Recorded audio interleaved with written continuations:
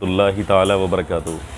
मैं हाज़िर हुआ हूँ मुस्तज़नी के नुकसानात के ताल्लुक़ से बात करने के लिए। मुस्तज़नी यानी हैंड प्रैक्टिस करना, इसके ताल्लुक़ से जो पिछली वीडियो हमने अपलोड की थी उसी के आगे कुछ बात करनी थी कि मुस्तज़नी से जो पैदा होने वाले नुकसानात हैं, यानी हैंड प्रैक्टिस से पैदा होने वाले नुकसानात को लेकर।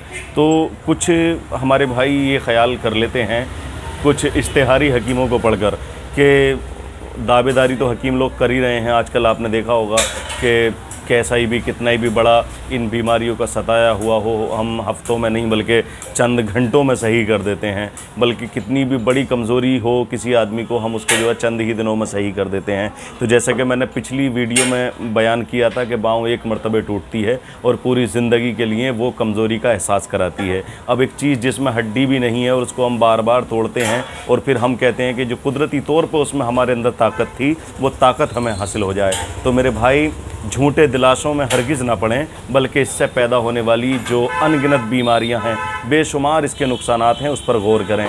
एक सबसे पहला जो नुकसान है, जीता जागता नुकसान, आदमी को एहसास करने वाला नुकसान, वो नुकसान ये है कि नफसानी ख्वाहिश दम तोड़ जाती है, नफसानी ख्वाहिश ख़त्म होने लगती है, यानी उसको इच्छा ही ख़त्म हो जाती है। एक वक्त ऐसा भी आ जाता है। दूसरी चीज़ ये है कि पेनिस जो है सुकड़ के छोटा भी हो जाता है।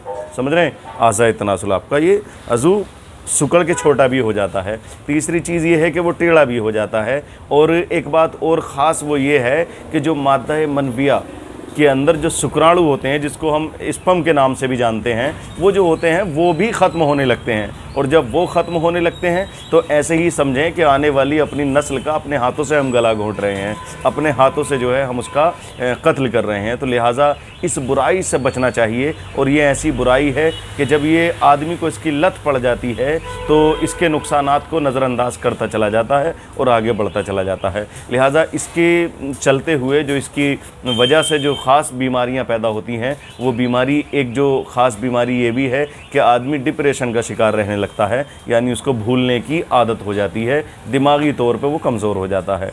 दूसरा, चलने फिरने में हल्के से भी चलता है तो सांस फूलने लगती है। 2-4 कदम अगर तेज़ चल दिए तो सांस फूलने लगती है और घबराहट जैसी होने लगती है। ये भी इसी का नुकसान है। बदन सुस्त रहने लगता है, बॉडी के अंदर ताकत दिखने में तो महसूस होती है, लेकिन हम कोई ताकत का, कोई मेहनत का काम नहीं कर सकते हैं। ऐसी कमज़ोरियाँ भी हमारे अंदर पैदा होने लगती हैं। लीवर पे भी बुरा असर पड़ता है, लीवर भी बहुत सुस्त हो जाता है। बल्कि यूँ जानिए कि जितने भी हमारी बॉडी के अंदर, हमारे बदन के अंदर आज़ाए रईसा हैं, मेन पार्ट्स, वो सभी कमज़ोर होने लगते हैं। ये इतना बड़ा ख़तरनाक अमल है। लिहाजा इससे बचें और अपने दोस्तों को भी बचाएं। मुस्तज़नी करना कोई ऐसे यूँ समझें कि सिर्फ़ अपने दिल को, अपने जहन को सुकून हासिल कर लेने का नहीं, बल्कि दिल को और दिमाग को बर्बाद करने का नाम है हैंड प्रैक्टिस करना। तो इसके बेशुमार नुकसानात हैं। लेकिन एक ख़ास बात मैं आपको बताने लगा हूँ, ख़ास बात मैं आपको बता रहा हूँ, आपसे शेयर कर रहा हूँ कि जो मैंने अभी वीडियो में, इसी वीडियो में मैंने आपसे जिक्र किया कि जो स्पर्म काउंट हैं वो जो डैमेज होने लगते हैं, यानी जो शुक्राणु होते हैं, जिसको हम शुक्राणु के नाम से जानते हैं, जब वो डाउन होने लगते हैं तो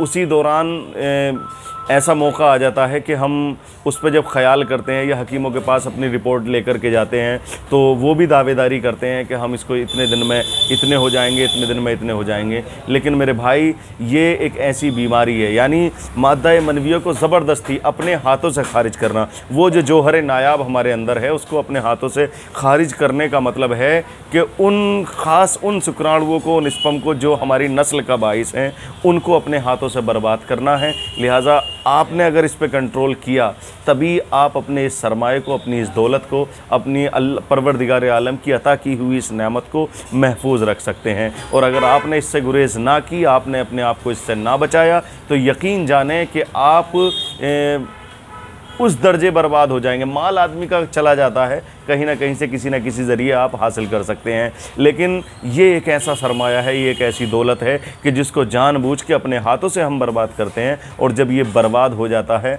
तो सिर्फ दर दर की ठोकरें खाने के सिवाय कोई हमें रास्ता नज़र नहीं आता। और रास्ते नज़र कहाँ से आएँ? आजकल इश्तिहारी हकीम ऐसे हैं कि वो हमें दिलासों से ही मार देते हैं। दिलासे इतने होते हैं, इतने दिलासे होते हैं, लेकिन इसके मखसूस इलाज के लिए आप रुख करें AM कादरी दवाखाना पाकबड़ा का। मैं अल्हम्दुलिल्लाहि रब्बिल आलमीन मुकम्मल इलाज इसका अल्लाह के फजलो करम से आप लोगों के सामने पेश करूँगा। इंशाअल्लाह मुझे यकीन है कि आप इसके नुकसानात से भी बचेंगे और जो पैदा हो गई हैं बीमारियां इंशाअल्लाह उससे भी बचेंगे। अल्लाह रब्बुल इज़्ज़त मुझे और आपको अमल करने की तौफ़ीक़ अता फ़रमाए। आमीन।